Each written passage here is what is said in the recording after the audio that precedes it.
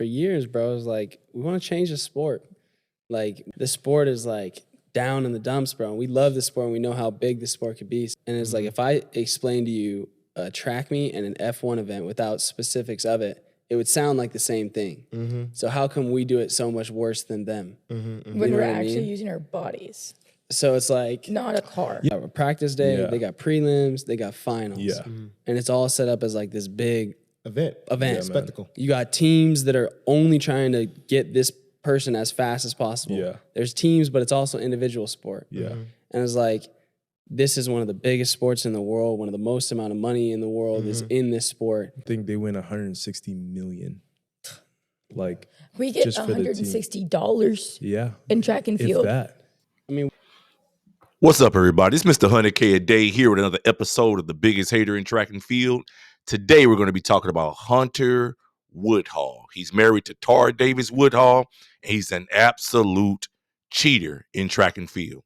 Now, we know his sob story. We know his sob story about having prosthetic legs, competing in track and field, and all these other things. But I'm so tired of this guy begging for track and field to love him, for support, for more money. He's been constantly on television begging for years.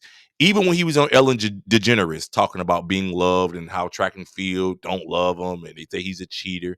He's been a crybaby, begging for money, begging for everything. And he throws his relationship in everybody's face like we actually care about his interracial relationship.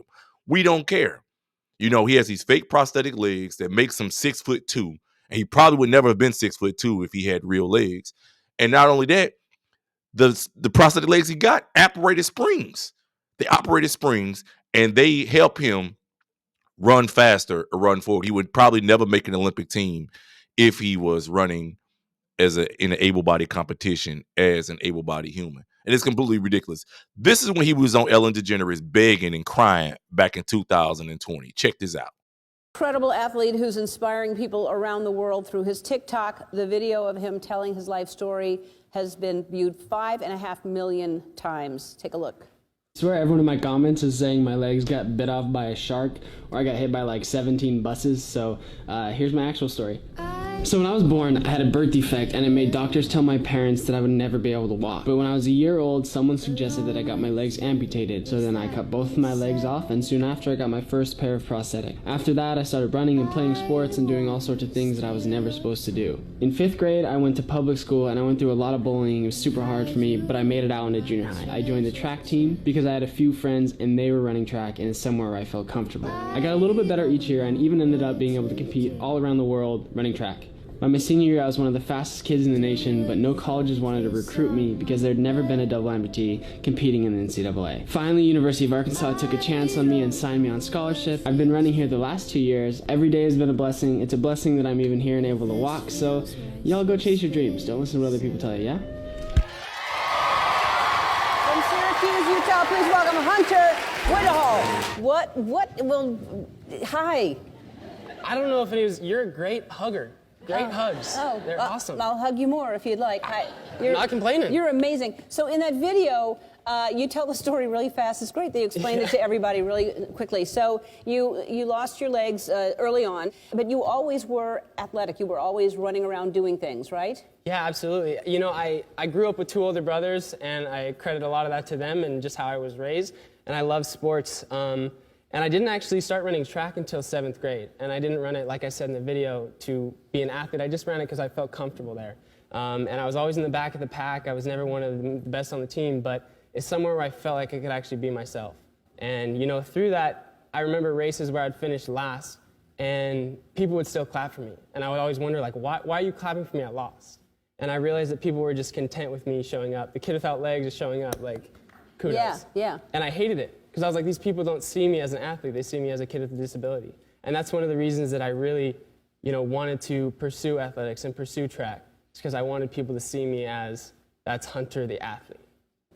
So I agree with you. I think if people would just embrace Whatever it is, and it's not there. There's no good or bad. There's no labeling it. It is just who you are and how you're born, and whatever that is. And if somebody sees it as a disability or a disadvantage, it's like, you're wrong. This is my strength. This is what's going to make me special and help other people. And Absolutely. so, all right. So you went into the Paralympics in 2016. Yep. And that must have been an incredible feeling. It was amazing. You know, like I said, that was kind of the pinnacle, the payoff to, you know, all that hard work I'd been put into before. And I was actually able to win a silver and a bronze medal for my country, which is amazing, and obviously the goal were there. But, you know, at the end of the day, those accolades and those medals, they come and go. And in the moment, it's amazing. But the very special moments and the things we get to remember that stick with me most are, you know, one, being able to share those with the people I love, my family. They were there, and I was able to share that moment with them. And then, you know, moments like this, and I say that genuinely, is like being here and being able to show people that it doesn't matter. There's nothing that separates me from anybody watching this. It's how much do you want it? Yeah. And, like, go get it done, and you can accomplish your dreams. Well, what an inspiration you are. And now, so you finally, it took a while for a college to actually allow you to just run with the regular team, and they finally, you are now where? So when I finished the Paralympics, I actually came back and I was one of the top 5 runners in the nation, able-bodied, and I wasn't getting any calls. No one was recruiting me. And after a while, we figured out it was because it was a gray area. No one has ever been to NCAA with double amputee. And University of Arkansas, which is where I am now, took a chance on me. And they said, hey, we believe in you, we believe in what you're doing, let's go for it. You know, even now, it's hard a lot of times. I go through a lot of, you know, people saying that I have an advantage, that, you know, running with prosthetics, I'm cheating in a way. Even at my state championship, my senior year, I won the state championship, I broke the state record, and it was one of those moments. You know, I say to my girlfriend all the time, these are the moments, and that was one of them. And somebody in the stands stood up in front of my family and my friends and said, he's cheating, he doesn't deserve to be here, get him out of here, in front of everybody. Wow. And took that moment away from me, and, you know, I still get that even in college a little bit. But the thing people don't realize is I didn't choose this. And just like anybody else, I want to be an athlete. I want to pursue my goals.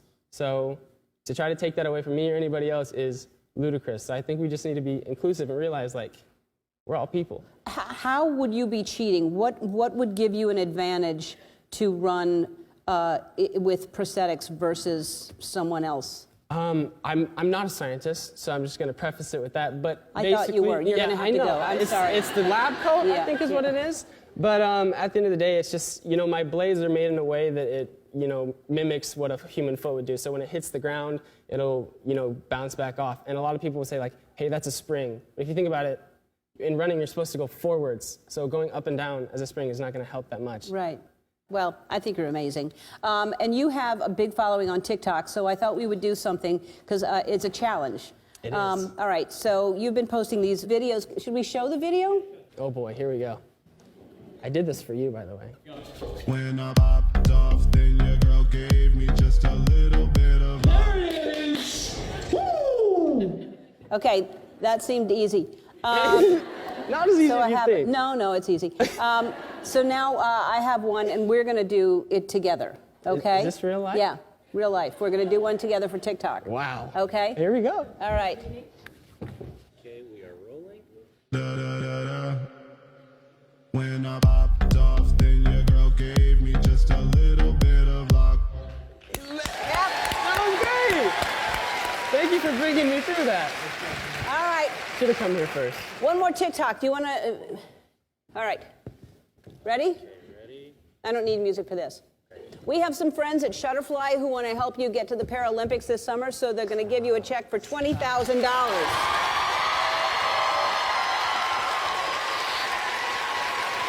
Can I hug you again? Thank you so much. So here we are 4 or 5 years later. He's still online begging, complaining about money. These guys get all the money. We should be getting all the money. Hunter Woodhall, please tell us, tell the community, tell the society, tell the track and field community why you feel like track and field athletes deserve to be paid. Why you think that they deserve $160 million invested into the sport. Even if a company did come along and help track and field become professional, how would that company be able to recoup their money? Television rights? Do fans turn out and by the droves to watch you compete?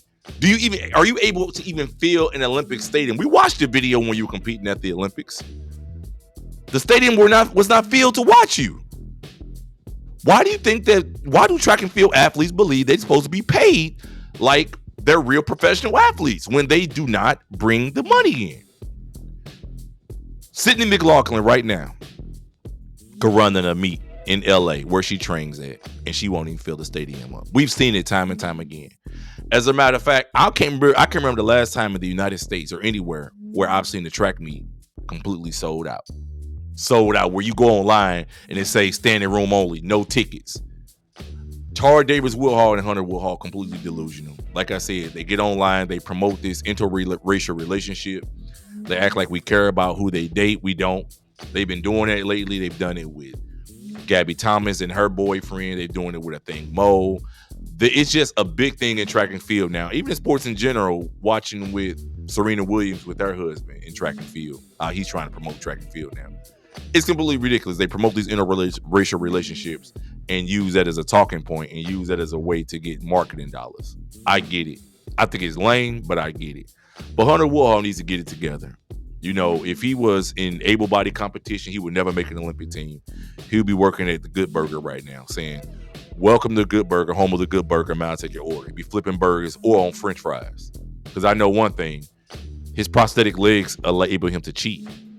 His prosthetic legs enable him to avoid even having lactic acid below the knee. So all the tiring that muscles actually do, his prosthetic legs don't do that.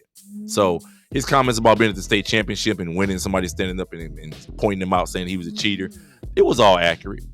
It was all accurate. And he needs to only compete against, paraplegic athletes. He shouldn't be competing against real athletes because it's ridiculous. He would, like I said, somebody with his genetic code would never make an Olympic team.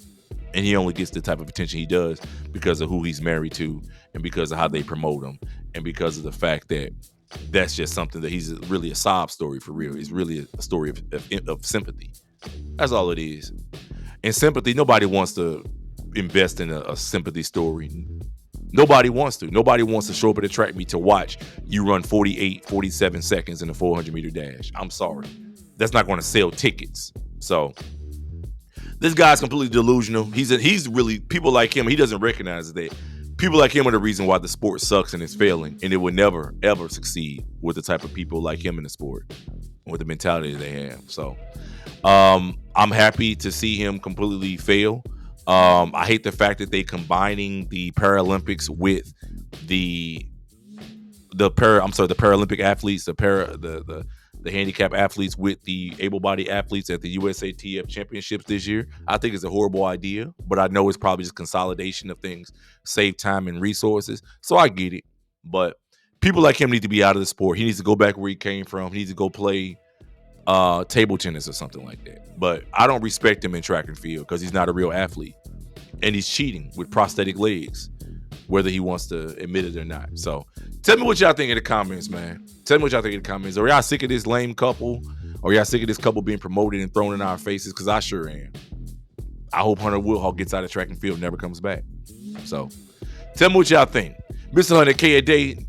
I stay representing track and field to the fullest, keeping it real. I don't got a brown nose, suck up to anybody.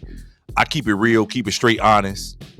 Thank you for supporting. Make sure y'all like and subscribe on this video. Subscribe to the channel. Till next time. Peace.